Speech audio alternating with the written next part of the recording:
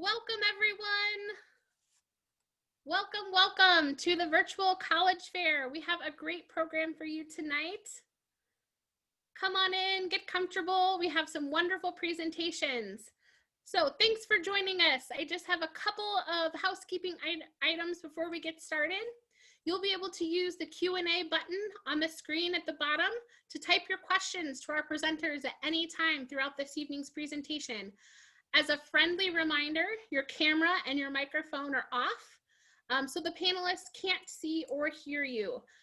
This is just one of the several sessions that's happening this evening, as you probably know.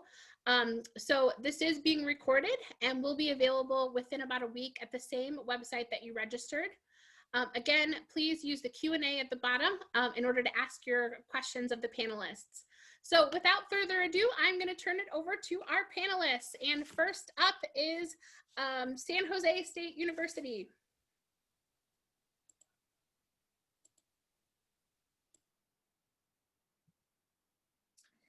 Hello, everyone. Good evening. My name is Cecilia Del Toro. I'm an admission counselor recruiter at San Jose State. And tonight, I will be presenting to you about San Jose State and covering a little bit about our admission requirements. To start off, San Jose State is part of the California State University system made up of 23 campuses throughout the state of California. We are the nation's largest four-year public university. San Jose State happens to be the first campus in the system, so we are the oldest campus, over 150 years old. We, in the system, educate the most ethnically, economically, and academically diverse student body in the nation. SJSU at a glance, we are located right in downtown, so not very far from you. We are a big urban campus at 33,000 students, but you are still getting small class sizes, about 34 students in your lower division and about 28 in your upper division. In the year of 2019, San Jose State awarded 6,000 bachelor's degrees and about 2,000 master's degrees. At San Jose State, we have over 134 bachelor's degrees with 110 concentrations. Some of our popular majors are engineering, computer science, kinesiology, psychology, animation illustration, and business administration. San Jose State is the top supplier of education, engineering, computer science, and business graduates to the Silicon Valley. This here is a short list of some of our top hiring employers that our Career Center works with to get our students internships and careers while they're in school and after they graduate. San Jose State has over 450 student clubs and orgs. We have study abroad programs, we have clubs, sports, associated students. So there's a lot that you can do to be involved and be part of the Spartan community. San Jose State is also a Division I NCAA. We compete in the Mountain West Conference. We have 9 intercollegiate men's teams and 13 women's teams. We've won 10 NCAA team championships, and some of our alumni have competed at the Olympic level. If you are interested in any of our teams, definitely reach out to our athletics department. At San Jose State, we want you to be successful as you're completing your degree, so we offer a ton of Spartan support. We have our writing center, our career center, we have our food pantry, our student health center. So all of these resources are free for you to use as a student, again, because we want you to succeed at San Jose State. We have our Spartan facilities, our Dr. Martin Luther King Jr. Library, which is a public library shared with the city of San Jose, but in the evening, it's only open to our San Jose State students. We have our student union, which is one of our newer buildings. We have our bowling alley, all of our eateries, our associated students, our bookstores in there. We also have our ballrooms where we host career fairs or internship fairs. We have our event center where we've hosted concerts, shows. We also have our basketball team and our volleyball team events in there. We have our South Campus, which is a couple blocks from our main campus. That's where all our athletic facilities are. And we do offer a shuttle service between our South Campus and our main campus. Our newest building is a student recreation and aquatic center. It has an indoor track, a rock climbing wall, a lap pool, lots of fitness rooms, basketball court, volleyball court, and all of that is free for our students to use. Our Student Wellness Center does have medical professionals on staff For students, if they're not feeling well, all the services are free. We also have our counseling services there. So if you need to make an appointment with a counselor, you can meet with them in the Student Wellness Center. And our newest building, our interdisciplinary science building, we broke ground on this building last spring. It will be part of our science park. So we're really excited to have this new building with new technology to help our students be successful. Really quickly, our freshman admission requirements, we are a CSU campus, so we hold students to A through G, pass with a C- or better. We will use 10th and 11th grade A through G courses to calculate the GPA for provisional admission. The CSU system has suspended the use of SAT or ACT for admission review, so we are holding students to a GPA requirement. San Jose State specifically is requiring a 2.5. So students must have a 2.5 in order to even be considered for admission at San Jose State. San Jose State is an impacted campus for all of our majors. So this year for fall 2021, we are going to be ranking students by their GPA to determine if they meet major admission. All of our students in Santa Clara County are local students, so they do get a GPA bump of 0.25 to their impaction GPA, so that will be factored in when reviewing for major admission, and there is additional considerations that we will give for these special groups. Here is my contact information if you'd like to email or have a Zoom meeting, a one-on-one, to go over admission requirements or the application process. We also have our publication, so if you have your phone available, you can scan our QR code to get access to our steps to admission, which has more information about San Jose and our admission requirements. And that is all from me. Thank you.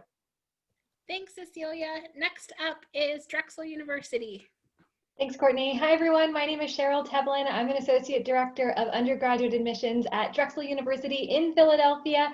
We are a large private Tier 1 research university located right in Philadelphia. So definitely a very urban environment. City streets run through campus. You see the skyscrapers of Philadelphia right behind us, but we are also a very residential campus. Students are required to live on campus their first 2 years. We have a very manageable sized campus, so you don't need shuttles to get to your classes or anything like that. It takes about 15 minutes to walk from one side of campus to the other, so easy to get around. And with where we're located in the city, our neighborhood is called University City. We're one of 3 schools there, so the University of Pennsylvania is actually right across the street from us, and on the other side of Penn's campus is the University of the Sciences of Philadelphia. So between all 3 schools, we actually have about 40,000 college-age students in our neighborhood.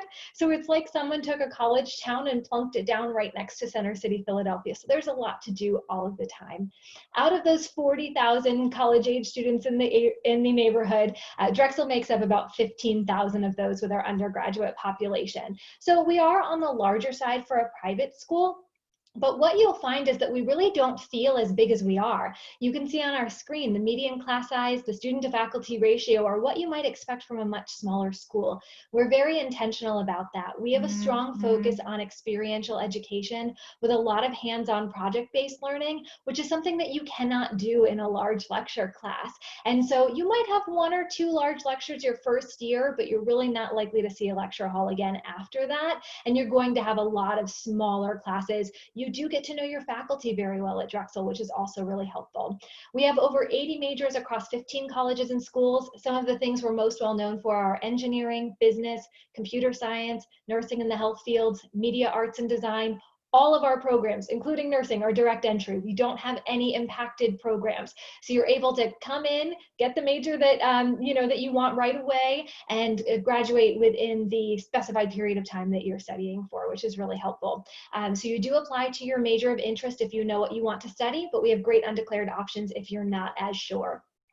We do a lot of experiential education, like I mentioned, that can come through in a lot of different ways. So one quick example, in our finance program, we have a class called the Dragon Fund, where we give students money from our endowment to invest in the stock market. So real money, real stock market, there are real stakes behind it. The idea is that you're able to experience the real world before you get there, start to engage with it, but with a safety net in place. So if you make a mistake, you're not ruining a relationship with a client or a patient, if we were talking about healthcare. The great thing with that class, though, is the investments have done quite well. Over the 10 years we've offered the class, the amount of money students are working with has grown from $250,000 to over $2 million.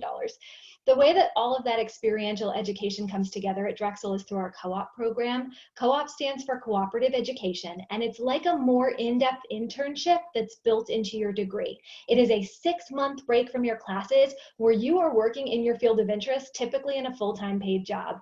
We have about 1,600 different employers we work with, and you don't have to stay in Philadelphia because you're not in classes. So students last year went to 22 different states and 45 different countries. We do have a lot of partners in the Bay Area, including Google, Apple, Facebook, Tesla, Pixar, but companies range widely depending on your interest. So they could be some big name companies like that, could be a small startup. We have an entrepreneurship co-op, students work for nonprofits, other students get government related jobs. But the idea is that you're able to be fully integrated in an organization. 6 months is a long time for you to be treated like an entry-level employee because, again, you're typically being paid. So it's a more in-depth experience than that typical internship. You get to figure out, is this what you want to do with the rest of your career? You're building a strong resume, you're building strong networking opportunities within your field. You have great references. And so that really does set our students up very well when they graduate to be successful. With our programs, you can either do a 4-year option with 1 co-op or a 5-year program with 3 co-ops. And in that one, you're graduating with a 1.5 years of work experience. Outside of the academic and work experience realms at Drexel, students do a lot to have fun. We have about 350 clubs and organizations. We're Division I for sports. We have performing arts and Greek life.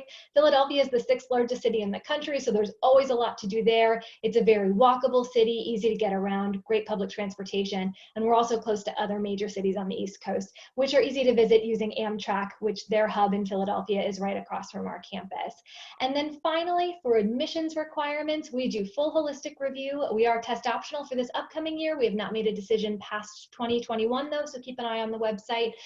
But we are looking at everything you send in order to make a decision. We don't have any minimum cutoffs. So we're looking at how you as a whole person are a good fit and how we are a good fit for you. So feel free to reach out if you have questions about what the admissions process looks like. I'm happy to walk you through that. All students are automatically considered for merit-based scholarships. We are test optional for those scholarships. We're also test optional for our honors program and our first-year research program. And then if you want to be considered for need-based aid, you do have to submit the CSS profile and the FAFSA. One final thing I want to mention about test optional that does not apply to our 8-year BA, BS, MD program with our med school, because the med school is still requiring those test scores. If you have any questions, feel free to reach out. Last thing that I want to show you here is we have a couple of open houses coming up very soon. One actually this weekend on Sunday, and then also on November 15th. So if you want to meet more with your department of interest, feel free to sign up. And then here is my contact information. If you want to learn more, please reach out or drop a question in the chat. But I'm going to go ahead and toss it over now to Amanda with TCU. Take it away, Amanda. Thank you so much, Cheryl. Hi, y'all. My name is Amanda Hottinger, and I'm the Regional Director of Admissions for Texas Christian University. I'm based right here in Northern California, so I'm your local representative. I really do think the reason why students consider TCU from California has a lot to do with one fact, and that's we can provide students with that large college campus feel, but that smaller academic environment at a medium-sized liberal arts and sciences institution. So what do I mean by that? Well, at TCU, we are a medium-sized institution with 9,400 undergraduates on our campus. But we're able to provide students with that large college campus feel that you often find at an NCAA Division I athletic institution through our Big 12 athletics. We have that national name recognition that comes with kind of a big athletic institution. We offer students 115 majors and areas of study to choose from, so there really is something for everyone. And we have a really strong endowment that provides for TCU's future. But what makes us unique is we provide students with that smaller academic environment. We're the smallest school in the Big 12 conference. And so at TCU, our average class size is 27 students, and students get kind of a 13-to-1 student-faculty ratio. That means we're able to focus on something called the teacher-scholar model. We're able to connect students with faculty and staff. Students have the ability to do undergraduate research. In fact, 40% of our undergraduates will participate in some type of undergraduate research. And we really want students students to build connections with their professors. It was a Neely School of Business professor who told me this, but we don't hire professors who don't want to teach undergraduate students. And this is indicative of all of our programs and majors. And so that means that students have access to unique research or experiential learning opportunities. They get access to their professors, and we're able to provide students with career services and other support that prepares them and sets them up well for graduation. But we also truly believe that students learn just as much outside of the classroom as they do inside of the classroom. And so at the TCU experience, students live on campus for the first 2 years, and we're in Fort Worth, Texas, but we have a very traditional college campus. So students can really get that traditional campus environment. At TCU, we, in a typical year, have over 800 events in the duration of the school year. So that could be anything from college game day to clubs and organization-based events to events through our College of Fine Arts, and even to events for students who really enjoy kind of that academic environment. For example, we've had Bill Nye the Science Guy come and speak to our students before, and then Sean King has come and spoken to our students before. So we bring a wide range of different speakers in to connect with our students.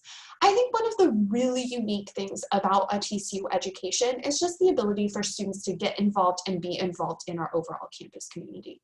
TCU was founded by the Christian Church Disciples of Christ, but we're not governed by them, so that means we welcome students from all different faiths and religious backgrounds to our campus. We have over 60 different faiths represented on our campus, and we have over 22 religious clubs and organizations on our campus. We will ask students to take one religion course as part of our liberal arts core requirements, but it really is up to each individual student what course they can take.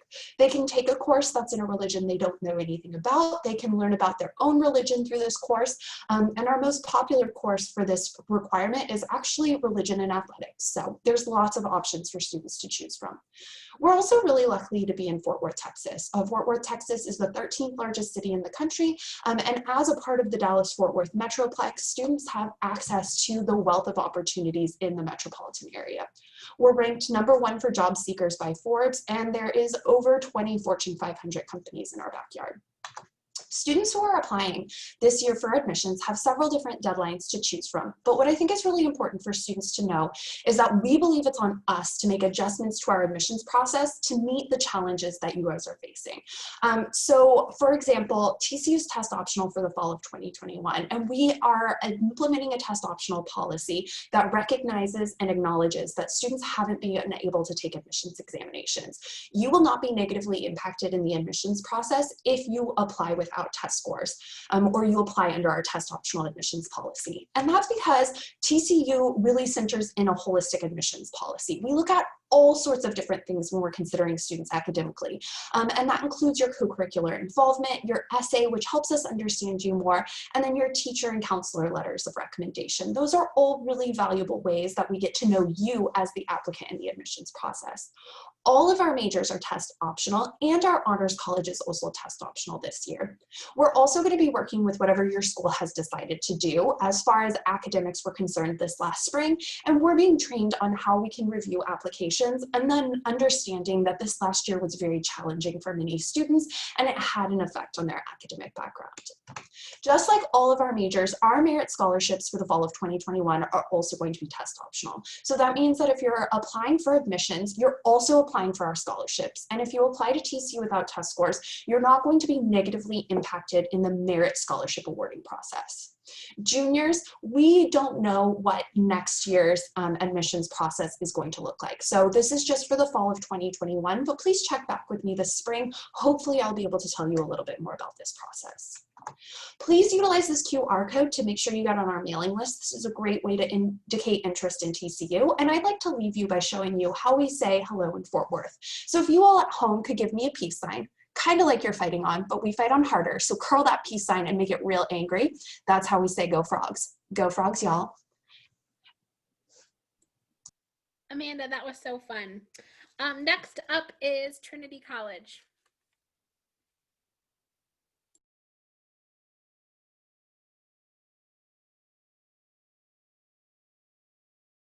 Sorry, I was on mute. Standard Zoom problems. Hi, everyone. I'm Emily Petersell. I'm an Associate Director of Admissions at Trinity College. Trinity is a small liberal arts college. We are located in the city of Hartford, Connecticut. It's the capital of Connecticut. So we're about 2 hours south of the city of Boston and about 2 hours north of New York City. Hartford is a good-sized city in its own right for New England, but it's not a major metropolitan area. About 100,000, little over 100,000 residents in the city of Hartford. So it's definitely an active city. It's the seat of state government. There's tons of businesses, there's arts, there's minor league sports. There's lots to do in the city, but it's also a really accessible environment for students. I think it's easier to get around. There's a lot less traffic, and it's also a lot easier to do fun stuff in the city of Hartford on that student budget lifestyle. We are a traditional liberal arts college, so we are small, about 2,100 undergraduate students in our student body. Those students come from all over the country and all over the world. So we have 47 different states and 76 different countries represented at Trinity College.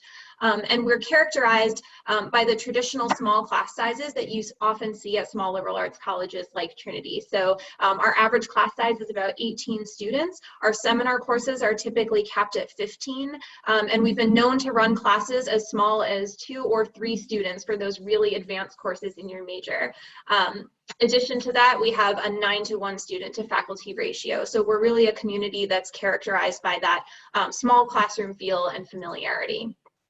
In terms of academics, we do have 41 different majors and 28 interdisciplinary minors to choose from. That includes the option to create your own major if you so choose. So there is an option to do a self-designed interdisciplinary major. We have a combination of traditional liberal arts programs, so things you would expect to get at a liberal arts college like English and history and modern languages and biology and arts and so on. But we're also characterized by having a lot of innovative programs that you don't typically see in the small liberal arts college environment as well. One of those is our ABET accredited engineering program. We're one of only a handful of small colleges where you can get that ABET accredited engineering degree and the small liberal arts college education. In addition to that, we're really proud of our flagship human rights program. Trinity was the first college to have a major in human rights. So if you're interested in anything along the lines of human rights, social justice, civic or public life, political science, public policy, we're really strong in all of those areas. Along with the traditional liberal arts education, you are required to have a well-rounded educational experience. You have to take at least 1 class in each of our 5 distribution requirement areas in order to graduate. So arts, humanities, science, numeric and symbolic reasoning, and social science. Along with that, you're required to take at least 1 course with a global focus or participate in study away. About 60% of Trinity College students do participate in study abroad before they graduate. So if that's something you're thinking about, it's really well supported at Trinity. And all of our students do complete either a senior capstone, a thesis project, or a senior seminar to cap off their experience. Speaking a little bit more about our community, we are very much a living, learning community. In a typical year, more than 90% of our students do live on campus with us, and most of our students do choose to live on campus for all 4 years. In the first year, you would actually live in a nest, which is sort of a residential cohort with other first-year students who are actually taking a first-year seminar course with you as well. They're called nests because our mascot is the bantam. If you don't know what a bantam is, it's like a big, tough, edgy chicken. So we are chickens, but we're like really cool chickens. So we are the bantams. Bantams sleep in nests, so you live in a nest in your first year only. A little bit more about our community. We have tons going on, over 140 different student clubs and organizations. That includes cultural and community affinity houses, as well as Greek life organizations, which are present on our campus. About 20% of our students are involved in Greek life. In addition to that, we're Division III for athletics. Between our men's and our women's teams, we do have about 30 different varsity teams, which is a lot of teams for only about 2,000-ish students. So it may not surprise you to learn that almost 40% of the Trinity student body are athletes. What that means is that we have a really active campus community, and there's a lot of pride around sports because if you don't play a sport, you probably have a friend who does. So we go out to a lot of games and matches, and there's definitely a lot of pride for Trinity athletics. We are part of the NESCAC group, so we compete in the New England Small Colleges Athletic Conference. And then last thing I want to touch on is sort of Hartford itself. So I mentioned we're a small liberal arts college in a city environment.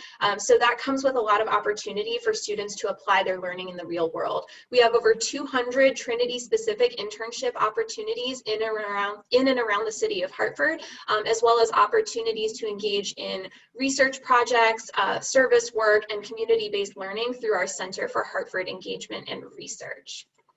In terms of our admissions process, you do apply through the common application. Trinity College is test optional, and we have been test optional since 2015, so that's a longstanding policy for us. The last 2 classes that enrolled at Trinity, more than 60% of students did not submit testing, so truly optional. We require 1 academic letter of recommendation. We do waive the application fee for all first-generation college students, so if you're the first in your family to go to college, it is free to apply to Trinity. And we have both early decision and regular decision deadlines. Lastly, we are committed to meeting full calculated need for all students through our need-based aid program. Merit scholarships are available, and there is no separate application or actions required to be considered for a merit scholarship. That's the end of my time for now, but there's my email address up there if you want to reach out to me. Definitely check out our website because we have tons of virtual programs and a virtual open house happening now. So please check that out. Thanks so much. Thanks, Emily.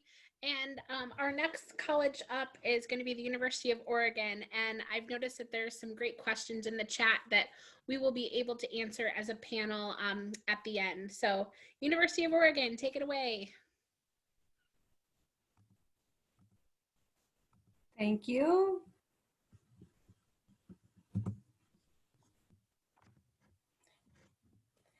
I've been doing Zoom for several weeks now, but yet I'm still not Zoom savvy. So thank you for your patience as I figure this out. All right, everyone. My name is Ruth Rodriguez. I'm an admissions counselor at University of Oregon. I am regionally based in Northern California and really enjoy recruiting students from Northern California. If you didn't already know, University of Oregon is in Eugene, which is about 2 hours south of Portland, 3.5 hours north of the California border, and about an hour from the Pacific Ocean. Eugene is a really great college town. Population is about 150,000 people. The best way to describe Eugene is that it's a suburban town in a rural setting because all of Oregon is pretty rural. 48% of Oregon is a forest. That's why I love this slide because you see this forest in the background. Students really enjoy what the city of Eugene has to offer and the area surrounding it. We get all 4 seasons. Oftentimes students think that it's always raining, but it doesn't always rain. And it doesn't even rain that much that locals don't even use umbrellas. It's really easy for students to have just a good raincoat and rain boots and get through the weather. This is a beautiful aerial view of campus. We're a completely flat campus, so it's so easy to navigate. It's about a 15-minute walk from one side of campus to the other. But where the majority of classes are and where residential halls are, you're only going to be walking about 5 to 7 minutes. We have a total student population of about 23,000 students. Undergraduate students is just under 19,000. We do have students that come from all 50 states, 101 countries. And current student population, about 25% is from California. And it's pretty equal Northern California to Southern California. We have over 240 academic programs for students to choose from. Students can easily double major, have a major and a minor. Students can come in undeclared. There's no rules about students having a majors or minors within different schools or colleges. So that's really important. We don't have any impacted majors. Students can definitely graduate in 4 years, except for architecture. Architecture is set up to be a 5-year program. If students are looking for a large campus experience with a lot of school spirit and a great community feel, UO can provide that. There's so many things for students to be involved in. Over 300 student clubs and organizations. That includes our sorority and fraternities. About 20% of our students participate in Greek life. A lot of our school spirit is driven by athletics. You may have seen some of our teams do pretty well. For example, last year our football team won the Rose Bowl. Our men's and women's basketball teams are very strong, as well as volleyball. But we're probably best known for track and field. Eugene is known as Tracktown USA. We're one of the few universities in the country that have a track and field stadium. It's called Hayward Field, and we completely tore it down last year to rebuild it to make it even bigger and better. If students are athletes, but maybe not going to compete at the Division I level, know that you have club sports and intramural sports to take advantage of, all run by our recreation center. We do require students to live on campus this first year of them attending school.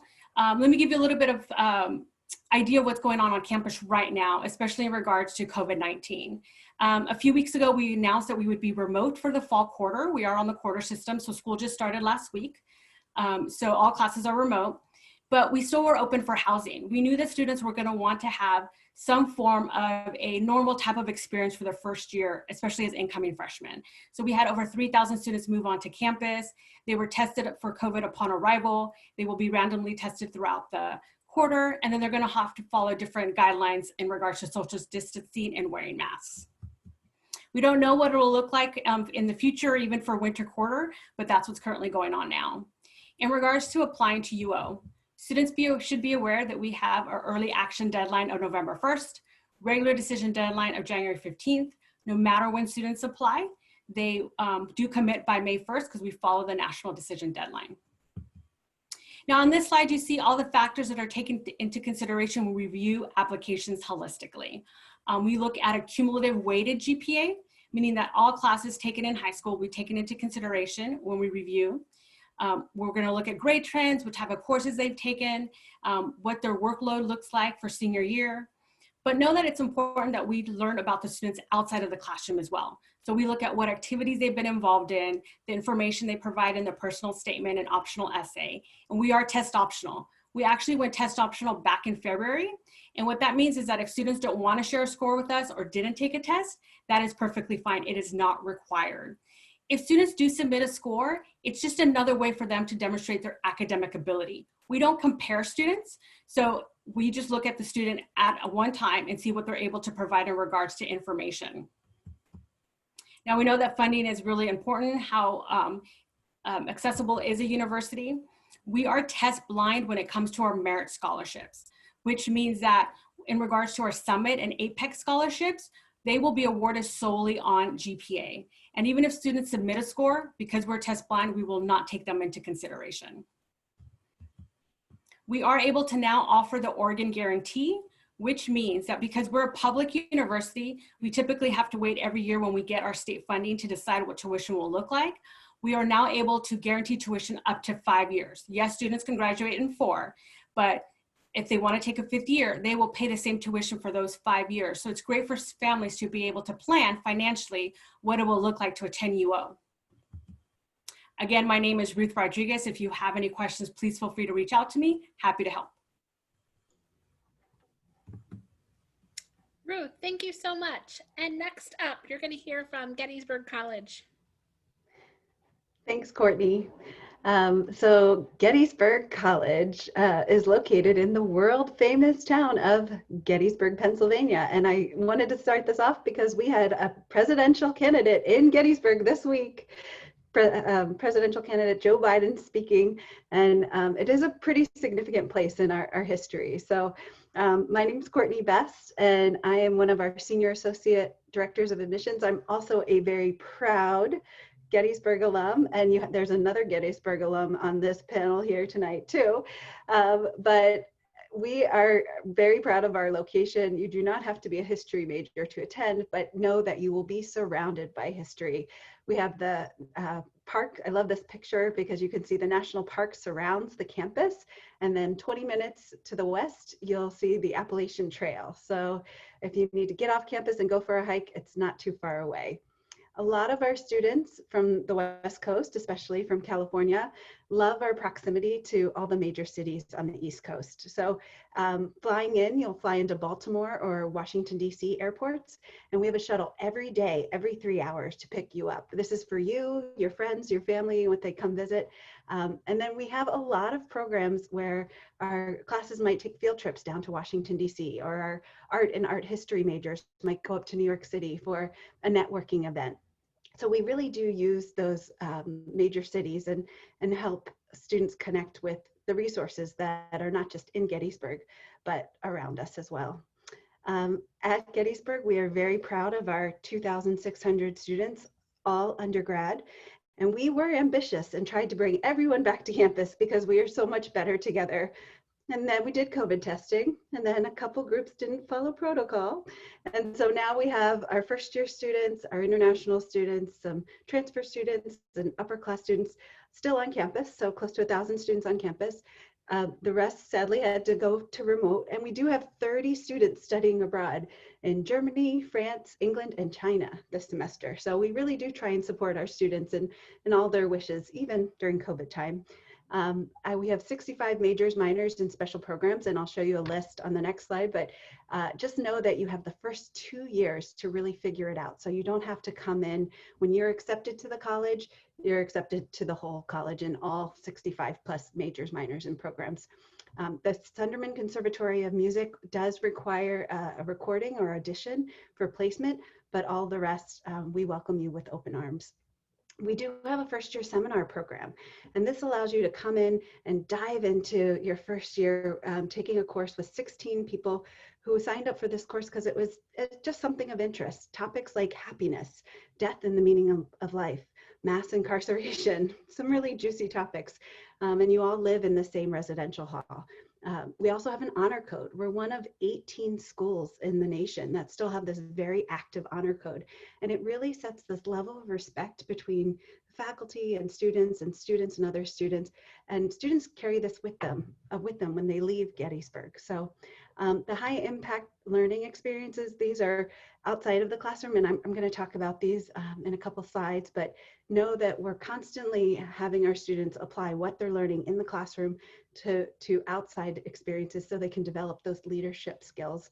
Here's a list of all of our 65 plus majors, minors, and special programs. You're going to find the most popular ones are political science. Again, our proximity to Washington, D.C. and the state capital, and Pennsylvania is a swing state, so your vote matters. Business, organization, and management studies, biology, health sciences, economics, English and history all tend to be the most popular. The most popular minors tend to be business, Spanish, peace and justice studies, and educational studies. You'll see we do have the pre-health professions advising, and that starts from day one. So no matter what your major is, if you're thinking of doing something in the health professions, you'll have a separate advisor for that. We have an 88% acceptance rate into medical school and a partnership with Johns Hopkins for a master's in nursing. We also have a pre-law advising program. It's 100% acceptance rate into law school. So some of those high impact programs, in the upper left-hand corner, you'll see Washington and our nation's capital. We have the Eisenhower Institute for Public Policy and Leadership. We offer our students direct access to Washington because we have an office 2 blocks from the White House, and then we have an office on campus. And this is something that was started over 25 years ago by Susan Eisenhower in honor of her grandfather, President Eisenhower. She's on campus working with our students every month. She leads a program called Strategy and Leadership in Transformational Times and takes students to Normandy. These are semester or year-long programs where students can really dive into some leadership and policy issues. Below that, you're going to see our Center for Public Service, and our students are all about social change. So they're looking at how they can impact the local community as well as the global community. And then finally, the last photo you'll see is our Garthwaite Leadership Center. And this allows students to come in and work on their individual leadership skills. They'll have alumni and staff mentors that really help them through this program. Our students are very engaged and very active. So most of them are balancing four classes and about 3 or 4 clubs and organizations in a traditional semester. We have over 120 clubs and organizations, and our students are really leading the way. We're very proud of our 98% of our students have a job or in graduate school within a year of graduation. So that is when your students are thinking of coming east, that is why. And then finally, I'm just going to leave you with all the admissions statistics. All of our merit scholarships are test optional. We've been test optional for over a decade, and we use the common application, and we do not have a supplement. So you are welcome. And if you need anything, please feel free to get in touch. I'm happy to answer any of your questions, and I really appreciate you being here tonight. Now we're going to head over to Berkeley. Thanks, Courtney. Hi, everyone. Thank you so much. I'm This is the last one. You're almost done. We're almost there. My name is Amanda, Assistant Director in the Office of Undergraduate Admissions here at UC Berkeley. Thank you so much for joining. I am a Bay Area native. I grew up in San Jose, so I'm happy to be here alongside you today. So let's get to it. So UC Berkeley is a part of the University of California system. We actually have 9 undergraduate campuses. What you need to be cognizant of is that there's one application for all of the UC campuses. What that means is when you fill it out, you actually get to choose what campuses will see the application, and it will be sent to them. So we're all reading the same application. Be aware of that when you are filling it out. A little bit about the University of California, Berkeley. We are 20 minutes away from San Francisco, 20 minutes away from Napa, 30 minutes away from Silicon Valley, and about an hour away from the state capital in Sacramento. So you are centrally located in the middle of it all. This is great for volunteer opportunities, internships, getting involved in the community early on is something that you can take advantage of here at Cal. We have over 41,000 students, and we recommend that all students find their niche, find their community within the colleges to make that big school feel small again. Our mascot is a golden bear, and go Bears.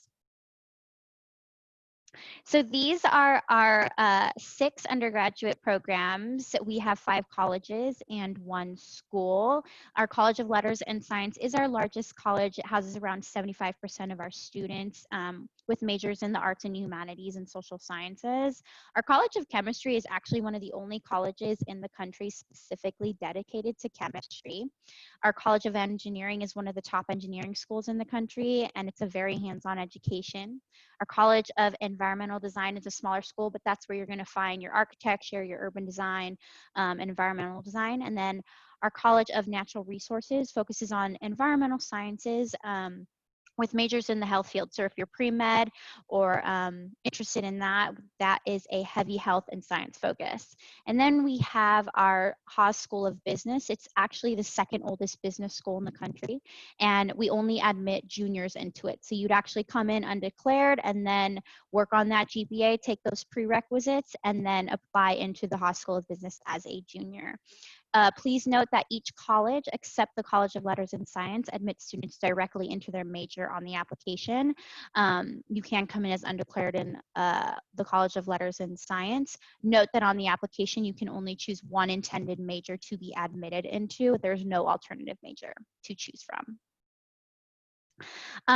Next is the 5 things you need to know about admissions. So at UC Berkeley, we do a holistic review, which means that we take both academic and non-academic information on the application. We are looking not just at your grades and test scores, we are looking at what are you doing outside of the classroom and your extracurricular activities. Is it sustained involvement? What does leadership look like to you? And then really take into consideration those PIQ questions, those personal insight questions. We really want to see you guys show us your authentic self, show us who you are in your application. Don't try and give us who you think you want us to be, or you got what I'm saying, or what you think we want to hear. We don't want that. We want to know who you are. Give us a lot of context in those personal insight questions. Remember that we are human beings reading these applications. We come from a very diverse background, and we're looking for a very diverse applicant pool as well. A few notes. We have a minimum GPA requirement of a 3.0, and then we have a 14% admit rate for freshmen and a 25% admit rate for transfer students. A little bit about what's going on with the SATs and ACTs. We are actually test-free. Starting this application cycle with freshman students applying for fall 2021 admissions. So UC Berkeley will not use SAT scores in any part of our application process, including evaluation, selection, and the scholarship processes. You are automatically looked at for merit-based scholarships when applying. However, your scores will not be utilized for that. We're still going to be using that holistic review process, even though we're not going to be looking at SAT and ACT scores. Just remember that no one part of the application outweighs the other, and they all are looked at equally. This is a Berkeley only policy, so if you are interested in applying to other UC campuses, just make sure you do check with them on what their SAT policies are. For potential students and families like you, we want to make sure you understand the value of getting a Berkeley education. So 65% of our students graduate with no debt. About 2/3 of our students receive financial aid. We're ranked in the top 5 best value colleges for Forbes. Berkeley is among the top universities in the country for upward mobility of a student. 80% of our students graduate with either a job offer or acceptance to grad school, and we are among the top producers of CEOs and for students who start their own businesses. Almost lastly, this is our admissions timeline. As you can see, the application is already open. The deadline is November 30th. We ask that you keep an eye on your email between December and February in the event that we ask you for any other supplemental material to add to your application. Decisions come out late March, and then make sure that you accept your offer by May 1st. We do not extend deadlines for that or make exceptions. And lastly, here's my contact information. In the event that you have any other questions, please feel free to reach out to me. Thank you. Thanks so much, Amanda. I'd like to open it up now to our panelists, and to give you guys to give the audience here a little bit some insider information. So if you could quickly, in 10 seconds, we'll start from the top and start with Cecilia again, with your best advice for seniors and their families during this time. So best advice, it would be to ask questions. There's a lot of changes going on with our campuses, whether it's with admission requirements, how our campus is handling the pandemic. So definitely find out for all of the campuses your students are interested in, what's going on with them, what are they doing different, and ask those questions so that you and your students are informed as you make those decisions. Thanks, Cecilia. Cheryl, what would you say? Yes, so I agree. Use your resources, reach out, ask questions. All of us are here to help. You have contact information, I think, for all of us, so please get in touch. But one thing I do want to really point out is don't get too wrapped up in what's happening on a particular campus with COVID, right? In all likelihood, this will not go on for your entire college career. So take a look at the school that's best for you in totality and everything that they offer, not based on just that one point of what they're doing for COVID right now, because again, that's going to be a really small part of your college experience, if at all. Hopefully that everything will be back to normal by next year, but obviously no one knows that for sure. Thanks, Cheryl. Amanda. Be yourself in the admissions process. Too often I see students try to tailor themselves to what they think we want, but I think Amanda said it best. Your admission counselors are diverse. We are very friendly. We're very personable, and we actually just want to get to know you for your genuine self. So be yourself, and it will shine through your application. Great tip. Emily? Sure. I was going to say it's okay to take breaks from Zoom. I know we're all trying really hard to connect with you, and we're offering a lot of virtual opportunities, and we're sort of saturating it a little bit. And so I want to remind folks that I still do answer my phone. So if you don't want to be on the screen, but you do want to talk to me, absolutely give me a call or shoot me an email and we can set up a time to have a phone call. Like, be creative about how you connect and don't wear yourself out with all the Zoom time. Love it, Emily. Ruth? I think it's also important to keep in mind that we try to be as transparent as possible. So when we say we're test optional, we're truly test optional. We're not hiding anything from you. We're doing the best we can. So kind of the same thing of like, use this as a resource, call us, email us, and we're happy to help any way we can. And take a lot of deep breaths. It's gonna be okay. Remember, you have more power over this than anybody else because you are gonna choose the one school. You may apply to a lot of schools, right? You're teasing us by applying to a lot of schools, but you get to choose where you go. Absolutely. Courtney? Yeah, kindness and compassion compassion has been my mantra, just to let everyone know that there will be places for you at many of our institutions. And this whole testing piece, yeah, it's changed a lot this year, but some schools, they've changed their whole philosophy around it. Others, they're revisiting that. So things are constantly changing in higher ed, and this whole global pandemic is affecting us all. So I really appreciate hearing from you. Also use us as connectors. We know some great current students from your schools, probably from your area, and we would love to connect you with them. Or if they're faculty or certain topics that you're just having a hard time navigating on our websites, get in touch with us, and we're happy to make some of those connections. But please treat yourself with kindness and compassion, treat your families and your counselors with kindness and compassion, and we will definitely be treating your applications with kindness and compassion. Amanda? Hi, y'all. I think the advice I want to give, I want to second everybody. I think what everyone said is fantastic. Be yourselves always, but don't be afraid to brag about yourselves. I have a lot of students that I advise who are like, I don't want to talk about myself. I don't know what to say. And it's like, this is your time to shine and just tell us all the awesome things that make you who you are, all of your achievements, all of your successes, who you are, like celebrate that in the application, because that's really who we want to get to know. So just don't be afraid to brag and like go the distance. Be brave, be bold. You have a good application in you, right? Well, I hope you all realize that these amazing group of admissions professionals are going to be the ones that are going to shepherd you through this process. They care about students, and they want you to know that they are there for you.